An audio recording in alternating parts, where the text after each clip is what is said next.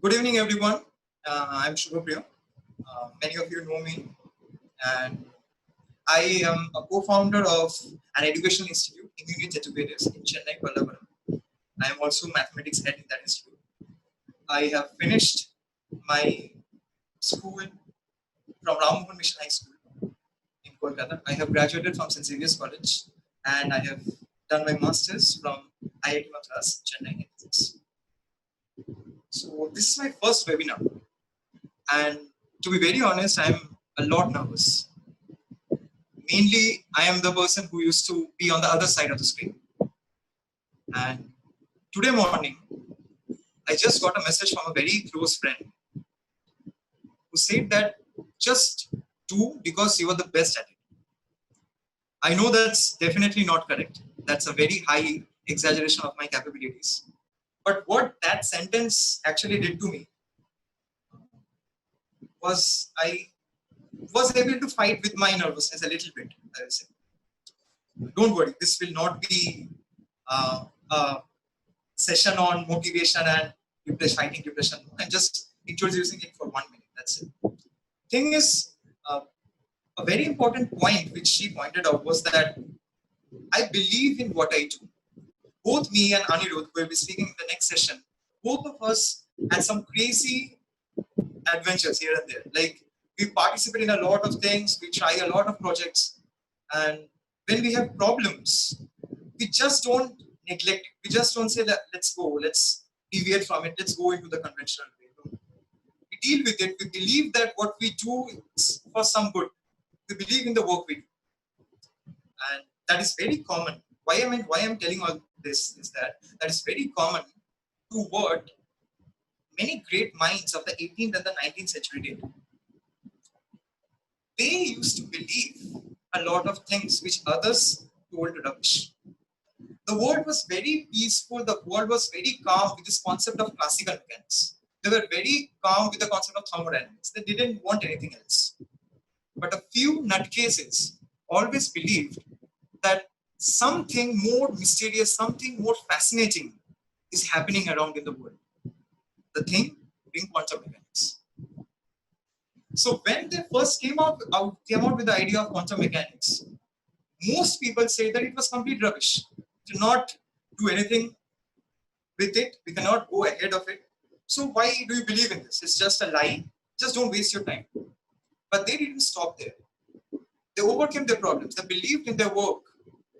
And they finally managed to bring out to the world one of the most fascinating sciences that we have ever seen. So for this webinar, I need two of the prerequisites. I know it is belonging to any age group, any educational background, any work background, and that's definitely true. The two prerequisites are believe in the information that we are going to see, believe in the facts that we are going to tell you. And second thing is curiosity. You have to ask more and more. You have to gain more and more knowledge. You have to have the drive to gain more and more knowledge. So with that, let's start our webinar. I will be sharing my screen in between to show some slides which I cannot explain properly with my words. So there might be a little bit lagginess because of Zoom. So please cooperate. So this is where it all started. This tiny little light bulb. This was the beginning of quantum mechanics. So in those times, in the early 1900s, people wanted affordable electricity. People wanted some cheap source of electricity. And the only electricity they wanted at that time was light bulb and a little bit of devices. They are not like we want our laptop and all. They were mostly fascinated with having a proper light bulb with high efficiency. The government was going through some issues with this. And the government appointed Max Planck to solve the problem. Max Planck was given an immense task to increase the efficiency of a light bulb. So many of you who don't know how a light bulb works is basically having a filament, and the filament, through the filament, when current passes, the temperature of the filament increases. With the increase in temperature, the brightness of the bulb increases. The temperature also changes the color of the light bulb. So Max Planck with his team decided to work on a particular model, and they named the model a black body. So I'm going to share the screen at this moment. Second, just a second.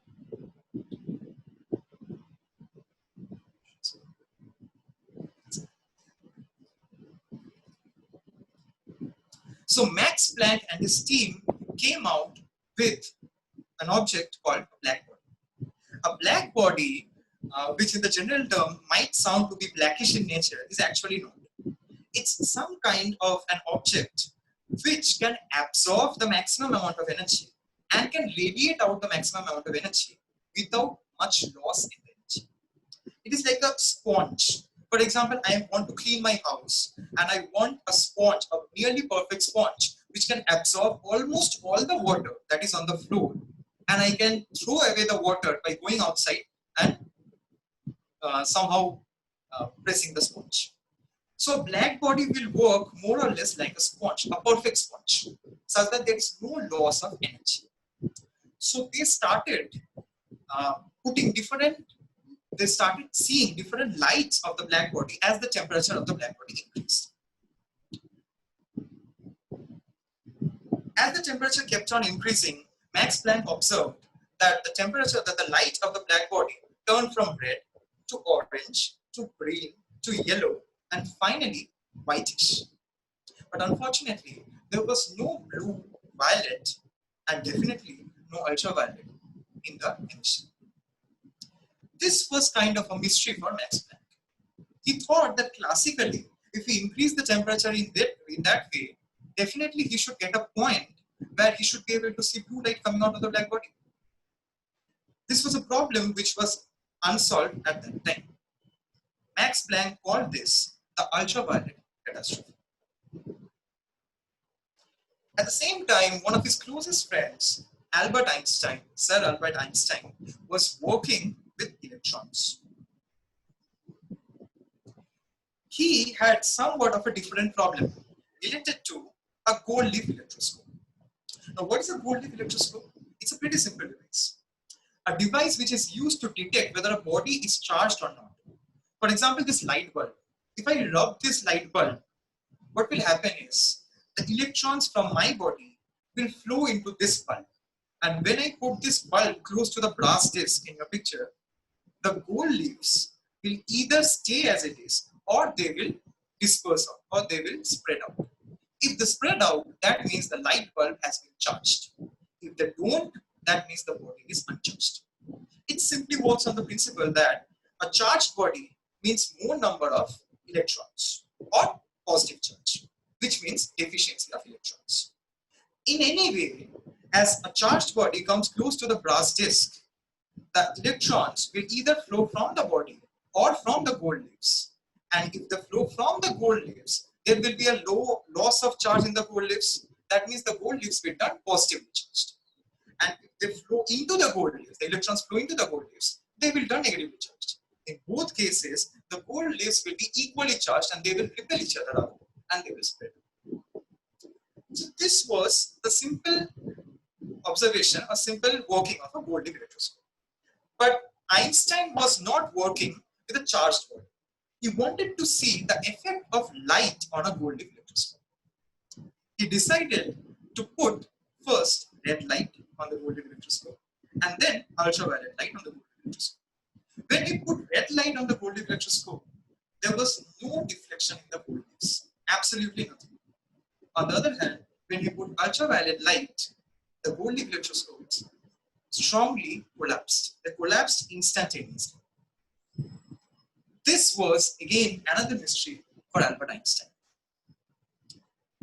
In both the cases, the phenomena which was giving a little bit of trouble was somewhere related to ultraviolet light. So what Max Planck and Einstein did was they sat together, being very close friends, and discussed about the issue. They came with a brilliant experimental and a mathematical trick.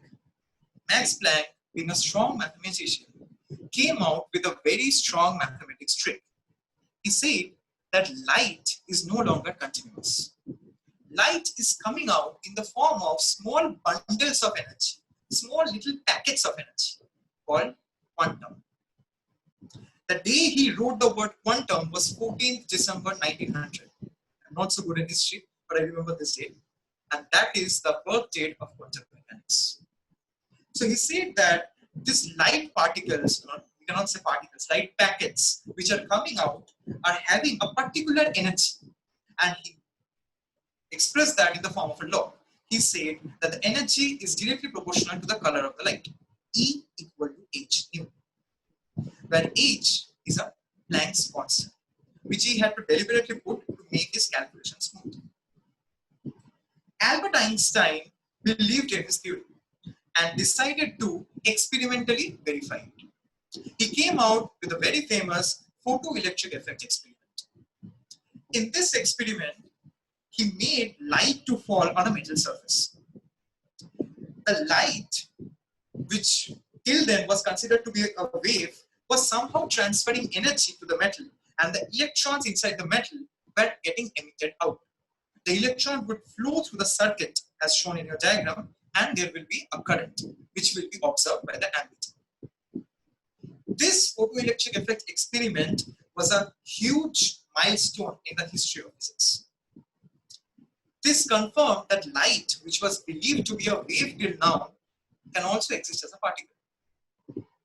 This photoelectric effect experiment won Einstein the Nobel Prize in 1921, which was followed by Planck's Nobel in 1918. At the same time, Einstein also said that these bundles of energy were not quanta, they were photons.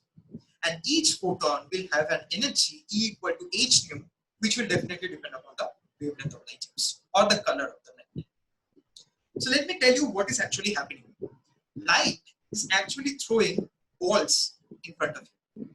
Some are heavy tennis balls and some are light sponge balls.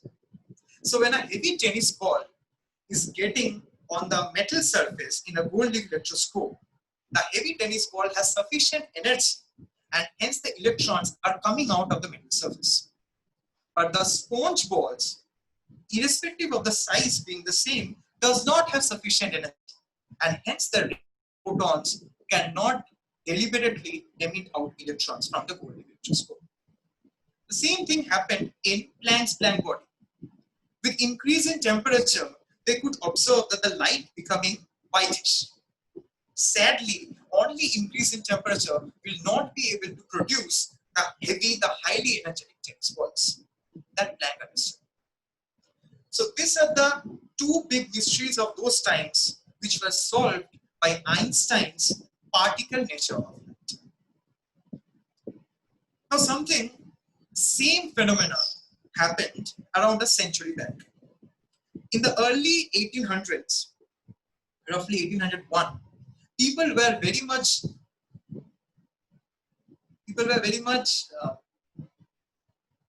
aware of the fact that light will travel in straight lines. Isaac Newton has told that light is like corpuscles, much like Einstein's photons, but they will only travel in straight lines. And also, he didn't mention anything about the energy of light. So his corpuscular theory was unable to explain the phenomena of refraction, interference, diffraction, polarization, and many such phenomena happening. In those days, mostly in 1801, Thomas Young, who was a very strong visionary of his age, was a die-hard follower of Isaac Newton. But somehow he couldn't believe that light would only exist as corpuscles. He somehow always thought that light has a wavy nature.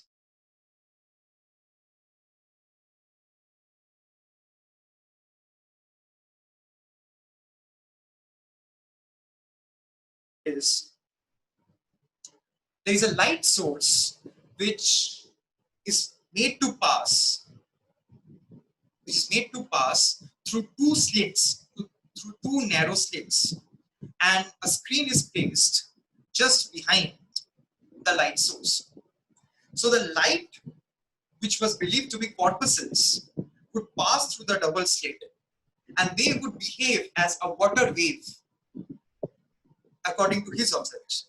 They would behave as a water wave, and wherever the two high tides, if we take an analogy to our water waves, wherever the two high tides will meet, we will get a higher wave.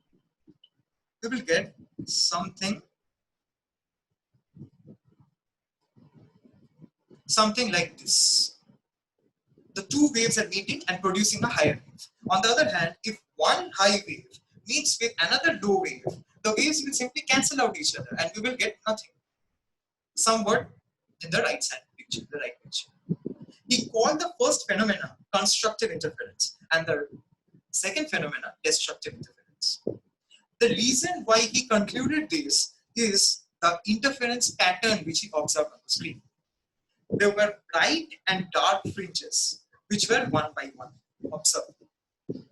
And this was an experiment which made other people believe in the wavy nature of light, that light can also exist as a wave, preferably as a water wave, just as a water wave.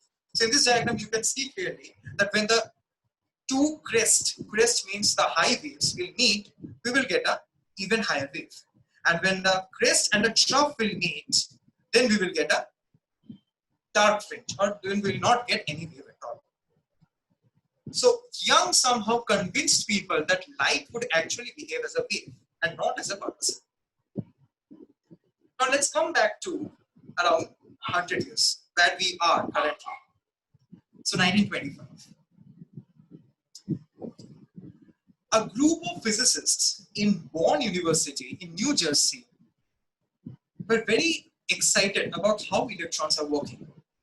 They wanted to see if there was some unnatural going on with the same experiment, if they had performed the experiment with electrons. So they performed the same Young's double slit experiment, not with photons, but electrons. The electrons were made to pass through the two small slits from an electron gun, and they were made to fall on an optical screen, just as Young did for the photons. What they observed was one of a very remarkable observation. He saw that just as the photons would make bright and dark fringes, the same kind of pattern was observed for electrons. This was a very fascinating observation. Many scientists understood that electron would also behave as a wave. Now let me tell you what is happening. A few years back, a light wave, which was always considered a wave, is suddenly acting as a particle. And now an electron, a subatomic particle circulating around the nucleus, has suddenly started behaving as a wave. So people started talking about the wave-particle duality of electrons. But nobody knew when a particle would behave as a wave or a wave would behave as a particle. This made many scientists talk about such experiments with electrons. And it was said popularly that the electron has started doubting itself, whether it's a wave or a particle. In one of the places, a group of researchers did something crazy. A highly crazy experiment which was about to change how physics was for humanity. Okay, someone has told that my voice is breaking, so am I audible? Am I audible? Please give a thumbs or anything, just give a thumbs up if I'm audible. Because what I'm going to say, I need to be audible.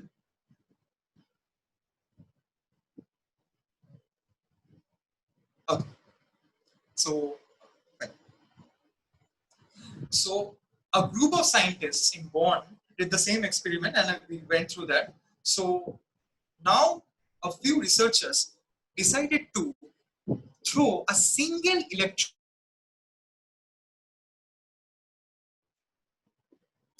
They decided to replicate the same Young's double slit experiment, but with a single electron, not with two electrons, not with two photons, not with two waves, only a single electron. So what they observed is, when there were a few electrons, the electrons were actually hitting the screen in random positions. There was nothing going on. It was just a simple experiment where the electron would simply land anywhere as it wanted. But with thousands and thousands and thousands of electrons, they could see the same characteristic interference pattern as they would have observed if they had placed 2 electrons, as they would have observed if they would have passed 2 photons, as they would have observed if they would have passed 2 water waves. Now let me tell you how crazy this thing is. An experiment where there are 2 photons or 2 electrons, it's highly probable that they behave as wave, and just as 2 water waves, they can interfere, that is the 2 high tides will meet and they will produce a bright fringe. But in this case, there was a single source, there was a single electron, but still it was managed to form the same pattern. The only conclusion that could be drawn from the experiment was that a single electron was actually behaving like a wave, and it was interfering with itself to form the same characteristic interference pattern. It's weird, right? Well, it is.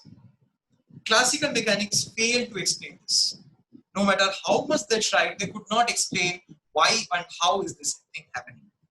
A single electron is just like a small tennis ball. Wherever you throw it, it will simply go. But how can it deliberately know which position to fill, which position to be there?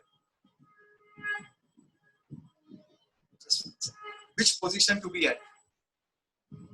Niels Bohr and his team in 1920 came out with quantum mechanics to explain this weirdness. They said that according to quantum mechanics, what I am going to tell is exactly the quote what Niels Bohr had told. Between creation and detection of a particle, the electron is in a state of infinite possibilities. Between creation and detection of the particle, the electron is in a state of infinite possibilities. I want to explain this weirdness. What they meant was something like this. When the electron was being generated, it was generated as a particle. When it ended, it also ended as a particle. But what happened in between, nobody knew. From the only observation, Niels Bohr could conclude that the electron was present at infinitely many positions at the same time. And from each position, there was a wave which had interfered with themselves in order to form the pattern. This was something which people could not believe. They could not believe that an electron had the ability to be present anywhere at the same time. In fact, it is present everywhere with some amount, with some chance.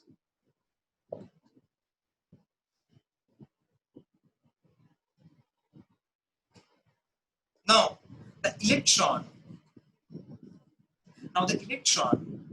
which is the basic building block of humans, mammals, the universe, in fact, our reality, was under question. Scientists started questioning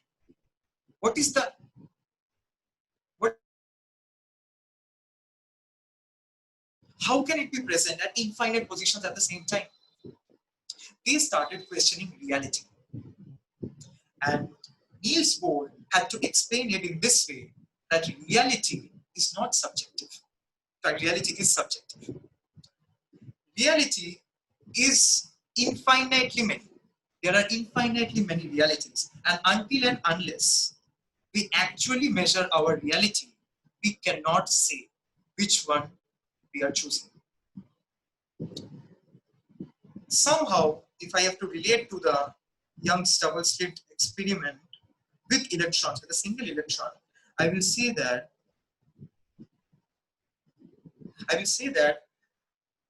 the electron, when it was generated, is a particle. It's a fixed particle. And when it's getting detected, it's also a fixed particle. But inside whatever is happening is infinitely many possibilities. It's infinitely many realities. So until and unless we remove the curtain, quantum mechanics says that your reality is not defined. This is famously known as the Copenhagen interpretation. Many scientists, the big geniuses of that age, did not believe in this. They thought that quantum mechanics was rubbish. It could not have been possible God made us and God made a single reality, then how could an electron be there in so many realities? And for that matter, how could we be present in so many different realities? So there were so many questions around, and there were two groups which got formed. Niels Bohr had a group who supported quantum mechanics, and a group was there who was against quantum mechanics.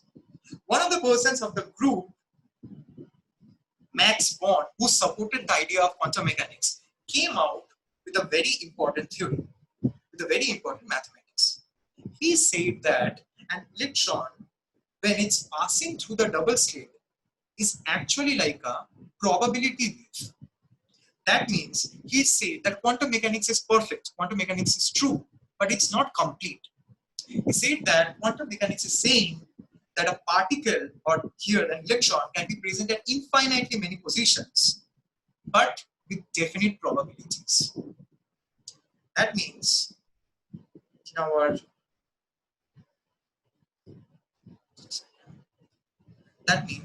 our interference pattern, when the electron was actually passing through the slits, there are infinite positions of the electron possible at a particular time. But the position where the electron will strike will follow such a trajectory which is highly probable. This is the concept of probabilistic wave functions. Max Born also suggested that a wave will have a characteristic similar to kinetic energy of a particle or potential energy of a particle, which is known as the wave function. He said that when the particle was there, there is no wave function. But the electron, while passing through the slit, is actually made up of different wave functions. It's kind of like if you want to measure the height of a wave, height of an ocean wave, and you don't know what exactly the height of the wave is until and unless you measure it. You can simply guess that it's 5 feet, it's 4 feet, 9 inches, and everything.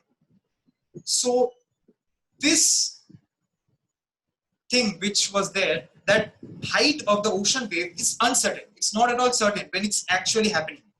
But if we put a barrier in front of the ocean wave, then we are very much certain what the height of the ocean wave is. Something of this was happening actually in our electron experiment. We cannot certainly say where the electron is present, but once we are detecting the electron, it is at a fixed position. Same way, we do not know the height of the ocean wave, but once we are putting a barrier, it is of a particular height. This phenomena is known as the collapse of the wave function. And Max Born's mathematics, the Max Born's concept of electron being a probability wave, actually solved a lot of mysteries. So out of the infinitely many realities possible, I chose my own reality and decided to share the information I had regarding the beginning of quantum mechanics. Just a second. Regarding the beginning of quantum mechanics, how quantum mechanics had evolved, what was the weirdest experiment in the history of mankind, and how an electron can be nothing but a mixture of realities. And until and unless we measure it, we do not know what state it is in. So my colleague Anirudh will be joining you people in 10 minutes, and he will carry this session, carry the next session forward. He will try to answer a few questions to these mysteries, and he will lead you to quantum teleportation, quantum entanglement, and the subject which is very comfortable in, quantum computation. Okay, so I chose my reality. You, being a conscious person, can choose yours. So stay tuned for the next 10 minutes. Thank you. So before I start with the entire thing, Shubho already took the first session. Welcome to the second session. Welcome to the second session of this webinar on quantum mechanics. I'm Aniruddha. To give an introduction about myself. I, along with Shubho Priyo, am the co-founder of Immunity Educators. It's a competitive coaching institute based in Pallavaram, Chennai. I did my schooling from National Gems Higher Secondary School in Behala, Kolkata. I see a lot of people from there. And I did my graduation from St. Xavier's College, Kolkata. And for my master's, I did my master's in physics from IIT-Kharagpur. I don't want to get too much into a story about anything because Shubho already set up my premise. Shubho already led me into my topic. So I'll take it up from where he left off.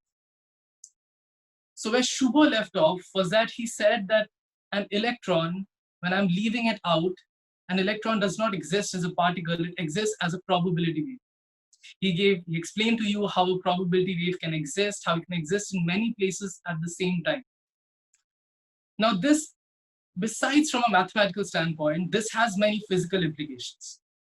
The first of which is that it brings about a thing which we call uncertainty in position. That particle, since it's existing over everywhere, you can never actually determine to be at one point. And it comes down to a fact of observation. Take this example.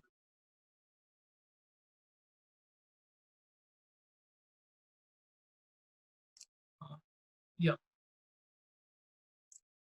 Let's take this example for now. When you look up at the sky, you see the moon. And it's a definite thing. You look at it, and every time you look at it, you do get to see the moon. You ask your friend right beside you to look at the moon, and he gets to see the moon. And both of you agree that it's at the exact same point. What if I told you that the time when you are not looking at the moon, it is not exactly the moon. Rather, it's like a white cloud. And each time you look away and look back at the moon, it kind of shifts its position. How weird would that be? That it does not have a fixed position, and every time you look at it, it is shifting. This is known as positional uncertainty. This was a very famous theorem, and a lot of you may have heard about it. It's called the Heisenberg's uncertainty principle. It was brought about by a guy named Heisenberg. Not this Heisenberg, this is from Breaking Bad, but rather Werner Heisenberg. He said that you can never truly measure the position and velocity at the same time. It's kind of like those little GIFs you see people share on WhatsApp, where you have a car or a person moving rapidly and there's an outline drawn on that, and you need to stop the person on it by tapping on it. This is what Heisenberg's principle actually states, that while it is moving, you see the entire thing as a blur. So for you, it exists at every point at the same time. And when you stop it and you fix it to a position, you can no longer find its velocity. So you have to choose between one or the other. This one's Heisenberg's uncertainty principle, and this was the premise of the entire uncertainty in space. But this was not the weird thing. I mean, this is weird, but things get way weirder than this. And the place where it does get way weirder is in something which Niels Bohr brought about and which is called as the superposition.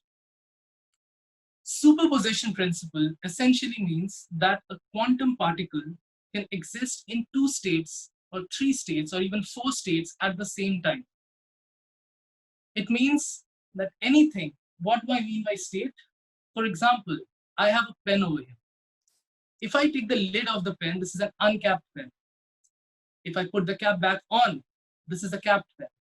And uncapped and capped are 2 states of the same pen.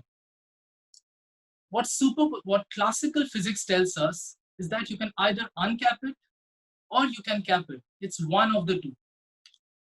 What quantum mechanics tells us is that it can be either of them at the same time. It does not have to be a fixed thing. It is both of them at the same time.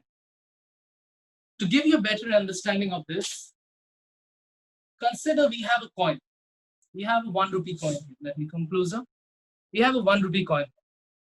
A 1 rupee coin has a heads and it has a tail.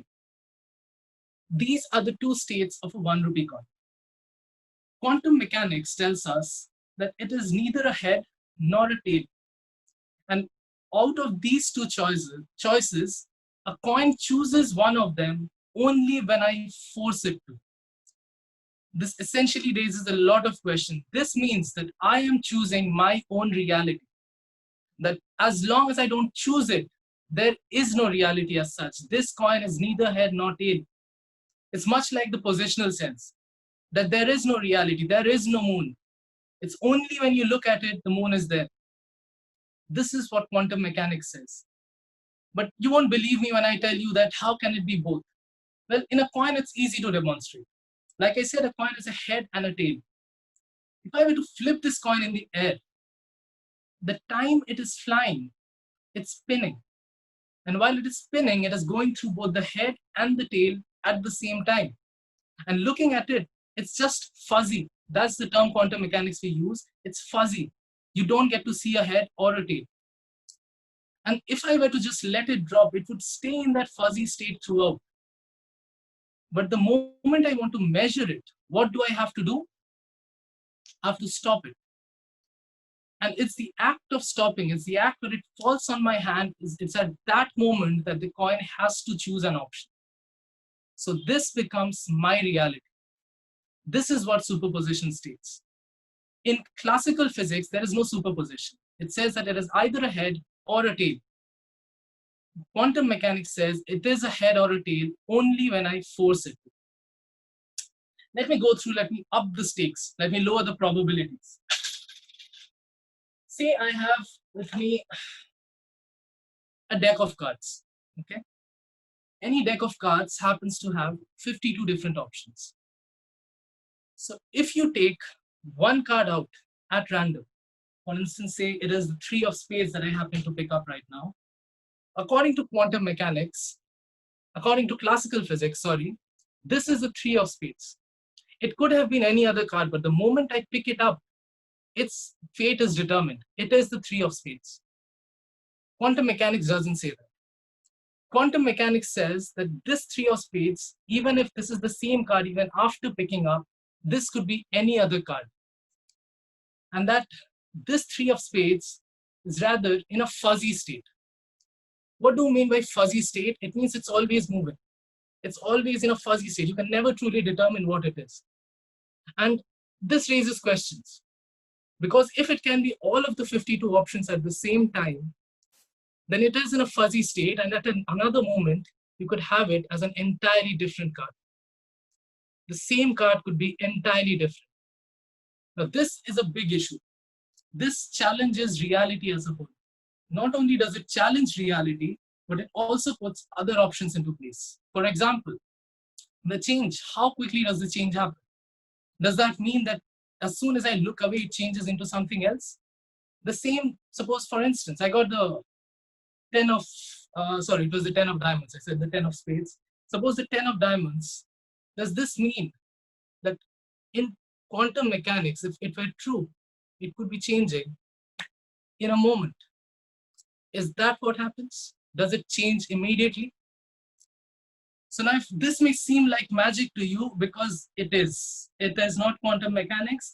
I just do a bit of magic, so I showed that. But the point that I'm trying to put here is this is exactly what the scientists back then felt. When I did the experiment with the coin, you were like, okay, because you expect a coin to behave that way.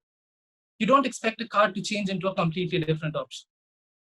So you were shocked with that because it's something you have never seen before. Same thing goes for quantum mechanics and an electron. You expect an electron, as soon as you pick up an electron, you expect it to behave in a certain way once it's in your hand. You don't want that if you look away and look back at the electron, it's an entirely different thing. This superposition principle was brought about by a scientist that Shubho already introduced. Just a moment. I just need to share my screen. Shubho already introduced, that was Niels Bohr. But before that, what this superposition thing does is that what the superposition does is that it questioned reality and it took definiteness away from physics. Because till a long time, physics was a definite science. I mean, physics might not be able to answer everything, but the things it can answer, it will always answer correctly. If I were to take a ball and throw it out of my window, even before I throw it, I would know where it would land. Quantum mechanics says I cannot do that. Even if you throw the ball, I cannot tell you where it will land. It could land practically anywhere. It will land right at your feet. This took a lot of the credibility out of physics, especially to the early scientists. In fact, one of the people who contributed most to the field of quantum mechanics. His name was Erwin Schrödinger.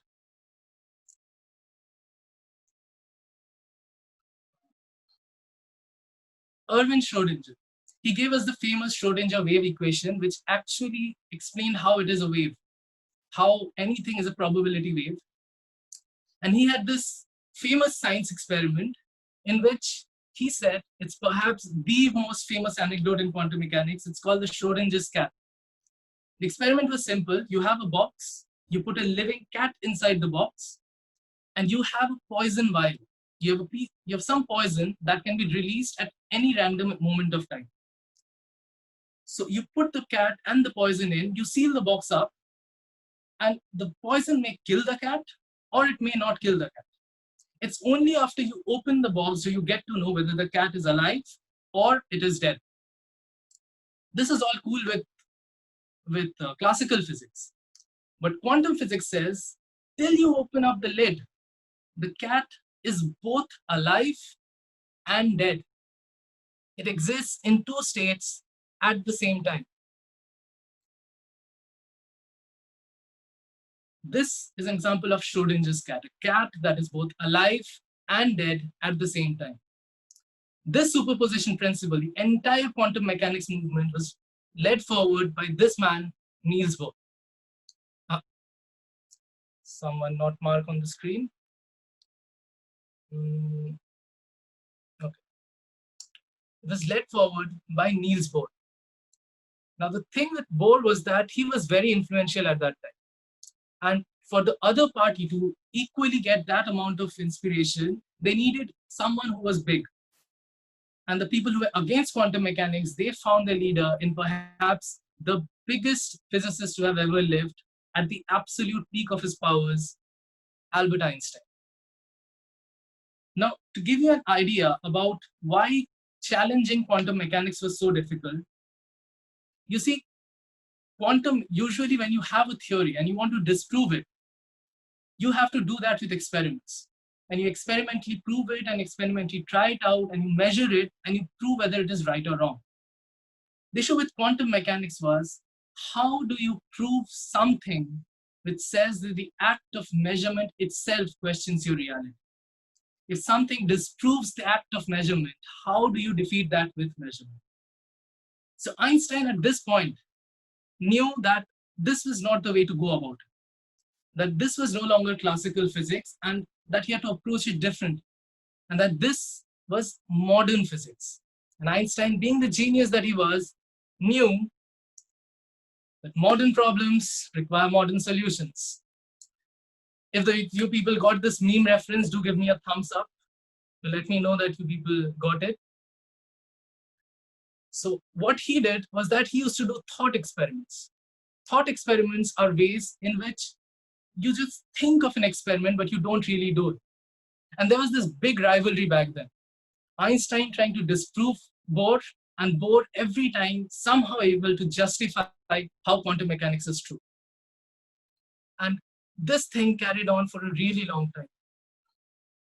And every time, every day, they used to have these conferences, and Einstein would come up with one thought experiment, and somehow Bohr would explain that, and nah, quantum mechanics would still survive. Next year, Einstein would come up with a new problem, and Bohr would be able to justify that as well.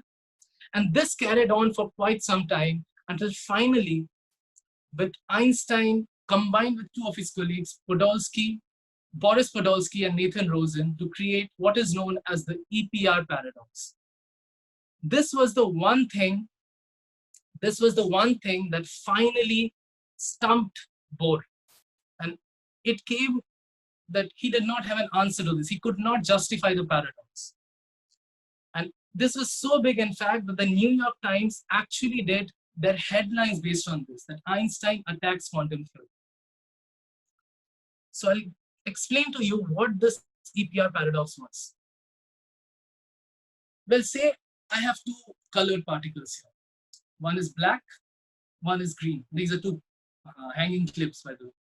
One is black and one is green. if I know that one, I just have these two particles, and if I know that one of them is green, I have to know that the other one is black. Now suppose a case where I have these two in the palm of my hand, I shake them apart and I take them away, one in each hand. Even I do not know which color is in which hand. Now, if I open this and I know that this is black, that immediately establishes the fact that this has to be green. Now, this is all right with classical physics, but quantum mechanics creates problems with this. Because the same experiment, and if I'm taking them away, quantum mechanics says that this, whatever this color is, it's not a single color, it's both the black and the green one at the same time. And that it's in a fuzzy state. And quantum mechanics says that it's my act of observation, it's me observing it that forces it to choose a color, in this case of black. But now comes the problem. I observe this and I see that it is black. I have not observed this. And according to quantum mechanics, if I have not observed this, this should be in a fuzzy state. But it cannot be in a fuzzy state, because as soon as the fate of this is determined, the fate of that is determined as well. This was the first issue, that without an act of observation, how am I able to determine, how am I able to change the second particle from its fuzzy state to a definite state? The second issue that EPR paradox brought about is that how are they communicating? I could put the two of them at two ends of the universe. And as soon as I figure one out, I've practically figured the other one out as well. So if they are both in a fuzzy state and this is forced to choose the black color, how does the green one know that it has to choose the green color? How are they communicating? Einstein famously called this the spooky action at a distance. In more technical terms, it is what is famous as quantum entanglement, where two wave functions, two particles, are entangled to the point where whatever you do with one immediately affects the other, and this happens faster than light. Now this Bohr could not explain, and this was the final nail in the coffin for quantum mechanics. In fact, Einstein thought he had won. Einstein, when he passed away in the 1950s, Einstein died believing that quantum mechanics was wrong and that he had finally won. Now with the disproved theory, where quantum mechanics, you have a theory that cannot justify something, usually that is thrown in garbage. It's like it's a disproved theory, it cannot explain something, so it must be wrong. But quantum mechanics was so elegant and it was so useful to everything that we did that scientists and engineers took it up. And they studied it extensively. Because one thing that quantum mechanics really helps us understand is how electrons behave. And once you know how electrons behave, you understand how electricity behaves. And that allows us to move into semiconductor physics. Semiconductor physics gave us perhaps the single biggest technological invention, I would say, in the 20th century, even till the 20th century, 21st century. And that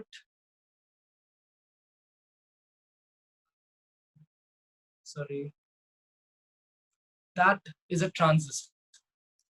A transistor is a switch that is automated. You don't need to turn it on or off.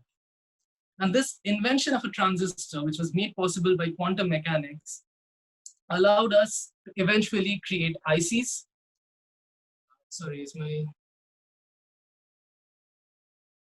One moment, let's share.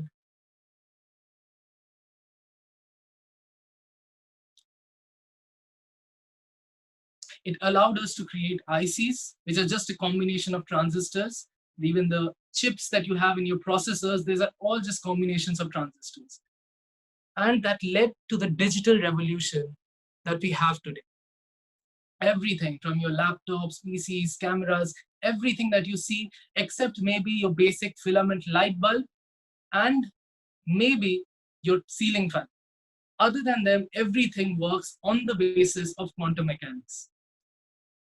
But since it was so useful, a lot of the scientists even thought that perhaps both Bohr and Einstein were correct. And that perhaps they both could, somehow there's a theory that connects both of them. And that's how people didn't give it much attention. until in the 1980s, a very little known scientist by the name of John Stuart Mill finally proved that these two theories cannot coexist. It either has to be Bohr or it has to be Einstein.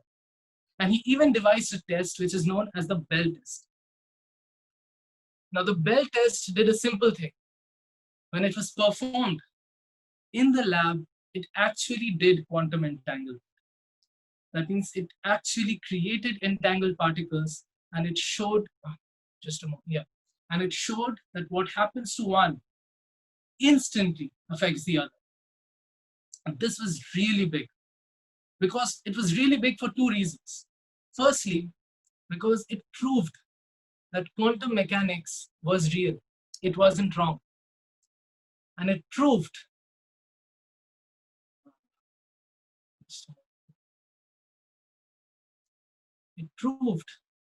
that Einstein was wrong. And the final winner of the battle was Niels freaking Bohr. That's not his middle name, by the way. Don't quote it anywhere else.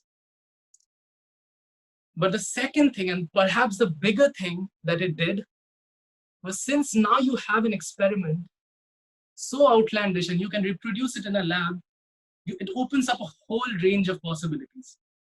The first of which, and the topics that I know you've been really waiting for me to come to, the first of which is quantum teleportation. Quantum teleportation works on a simple concept. Is that if these two particles are instantly communicating, and I can change one of the particles and it would change the other one, does that mean that I am able to teleport the change? And if I am teleporting the change, it means I have something that's in a fuzzy state and I force it to pick a choice. And immediately it moves over to the other side. Faster than the speed of light. You could move across galaxies with this.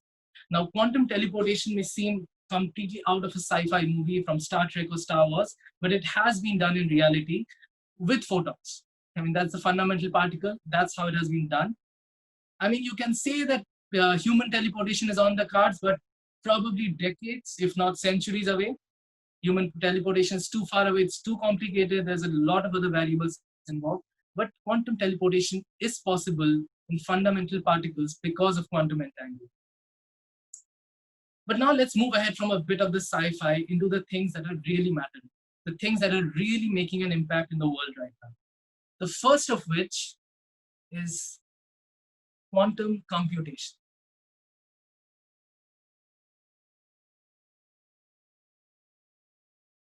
Quantum computing. This is what a quantum computer looks like. I mean, I put the photo twice because it just looks so pretty. And for those of you who are interested, yes, this is gold. Now, before I explain to you how a quantum computer works, I need to tell you a bit how a classical computer works. You see, a classical computer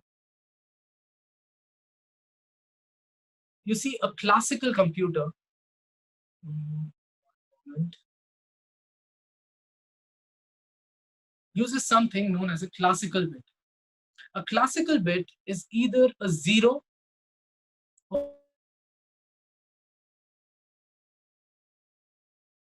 or it is a 1. It's one of the two. You have to pick a 0 or a 1. It has the two possibilities, and you have to take one of the parts. Now let's take a.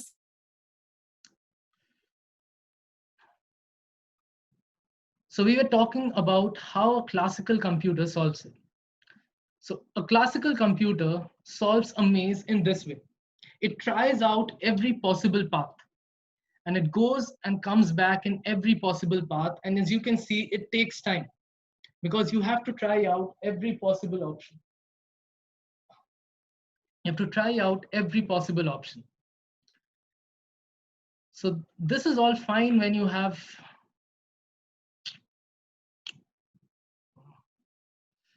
I'm really sorry about the technical glitches. Okay. So now consider that I give the same classical computer a maze like this to solve. I mean, it hurts our head just to be looking at it. So if I give a classical computer this, it would take forever. Because a classical computer, remember, a 1 bit can either be a 1 or a 0. It's like a single person walking out from the center of the maze and trying out each possible path and trying to find the way out. This is where a quantum computer has its advantage. Because a quantum computer, instead of using a classical bit, uses something which is called the qubit, or short for quantum bits. How does a qubit work? Well, a qubit works in a simple way. Remember when I told you about superposition? A qubit works on the fundamental principles of superposition. Okay. Is my video in full screen? I'm having to test this out. Is my video on full screen? Give me a thumbs up. Okay, great. So this is how a quantum computer works. Now, a classical bit has to choose between a 1 or a 0. A quantum computer is not limited there because of superposition, a quantum particle can be a 1 and a 0 at the same time. In fact, not a 1 and a 0, it could take a ton of values. It could take 0, 1, 2, 3, 4, 5. It could take 6 different values at the same time. Now let's put this back into the analogy we used. You have a large maze, like the maze I just showed you.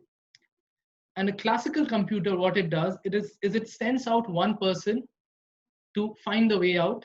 The person goes, tries out each possible path. Every time he hits a dead end, he has to come back and he has to deposit his reports in the classical computer back.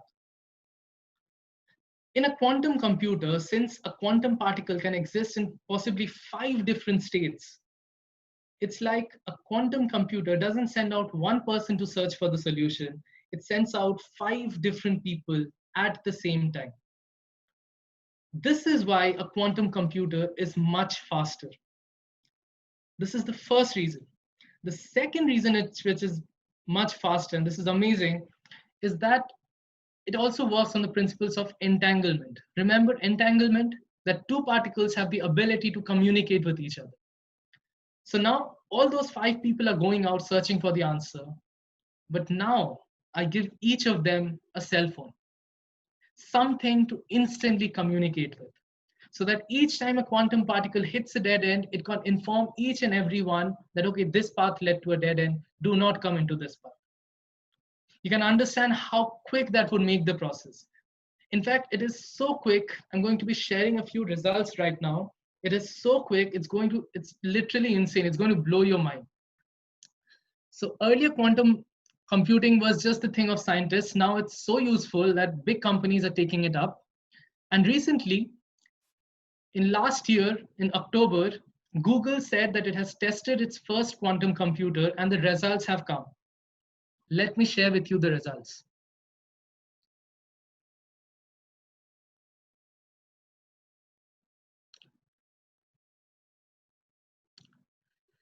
Google tested out a problem on a supercomputer. They did not actually test it out. They predicted that they took a problem that a supercomputer, a computer the size of a large wedding hall, a supercomputer would take 10,000 years to solve. A supercomputer taking 10,000 years to solve. Don't even think about your laptops, it would just burn off. When the same problem was done on Google's quantum computer, the problem that a supercomputer would take 10,000 years to solve, a quantum computer did it in, wait for it, 200 seconds. That is 3 minutes. That is just over 3 minutes. 10,000 years versus 3 minutes. This is how powerful quantum computing actually is. But now quantum computing has its problems. What is that? Quantum computing is scary. Why is it scary? Because generally when we do data communication, even when you're calling on WhatsApp, you will see it has a thing called the 16-bit encryption. That means whenever you're sending data out, it is encrypted. It's, in a way, you can think of it like being password protected. And if you want to hack into that, you need to know the password or you need to crack the password. Now, the way that passwords are cracked is a way that is known as a brute force. A brute force means a password, such as maybe the one that WhatsApp uses, has a million, billion, trillion possibilities. And a computer tests out each and every possibility till it finds a solution.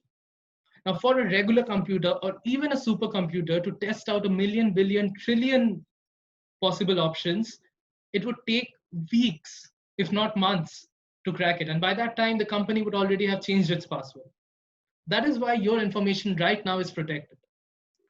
But now a hacker who has access to a quantum computer can crack that in a matter of milliseconds. Whatever data you transfer, a hacker can crack that in milliseconds. And you and I may not be sharing sensitive data, but governments do. Big agencies do, and that you cannot let hackers hack into so easily. So it's scary. I mean, I'm scared. If I'm communicating over the internet, I'm scared, even if I don't want people to read my WhatsApp or Facebook messages. But where quantum mechanics gives you the problem, it also gives you the solution. And the solution to this comes in the form of quantum encryption. How does quantum encryption work? First, let me explain how basically data is transferred or how hacking occurs. Whenever you send data, whenever a satellite is sending out data, you generally have a hacker lying in between. The hacker intercepts your data, decodes your data, and then sends the same data over to you. So you don't even know that a hacker is sitting in your channel. You don't even know that your data has already been read by someone whom you do not want it to read. This is how a hacker works. Now, the way quantum encryption works is simple. Quantum encryption, instead of sending data as regular radio waves, sends it out in terms of entangled photons. The advantage lies in the fact that this is sent out to two different stations. If a hacker intercepts it midway, that means the hacker decodes the information, and if the hacker, after decoding, sends you the same signal away, it will not be an entangled photon. So you can basically detect immediately that those two photons are different. The information that you got, you did not get it directly from the satellite, and you can terminate it immediately. Secondly, because these entangled photons are coming, you don't even need to wait for the hacker to send you the false information.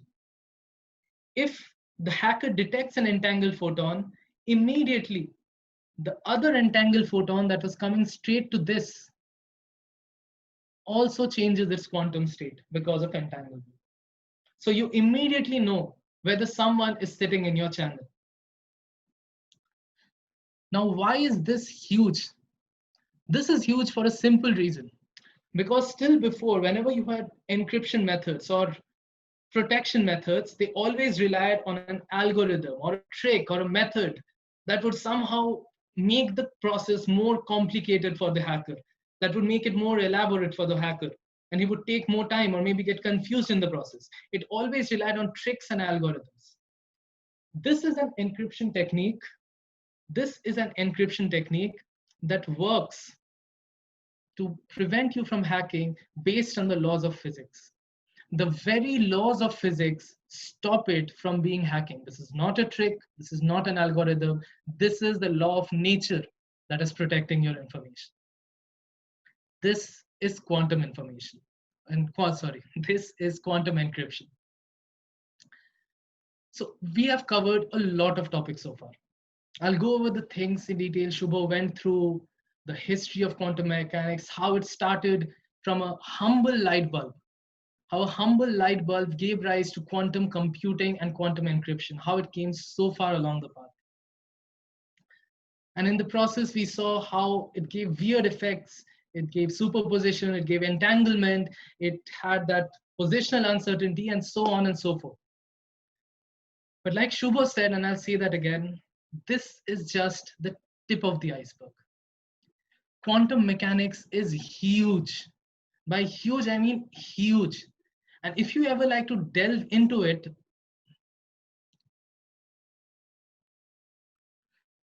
what if you ever like to delve into it, it's like if you even open a Wikipedia page about any one of the topics I've said, from entanglement, if you just open entanglement or maybe quantum computing or quantum encryption, it will lead you down a rabbit hole where you'll be coming across events, each of them weirder than the previous one. It will keep on getting complicated. But it's really enthralling because it challenges your mind, it makes it look entirely different. So whatever we had done here is just to give you an overview about what quantum mechanics is. Neither me nor Shubho, neither of us are experts in the field. In fact, none of our projects are even about quantum mechanics. I did statistical physics, Shubho is a guy of optics. But in our course of studying through our masters and our bachelors through the physics, studying physics, we have been introduced to the concepts and we are familiar. And our purpose for this webinar was to make you familiar with the basic things that quantum mechanics offers. And we hope during the course of this webinar, we have at least been able to put in you that bit of curiosity that allows you to go ahead and explore more. So that is for now. That is all we have for now. Don't forget to support us by liking and subscribing to our YouTube channel Mathophy for more such exciting webinars to come.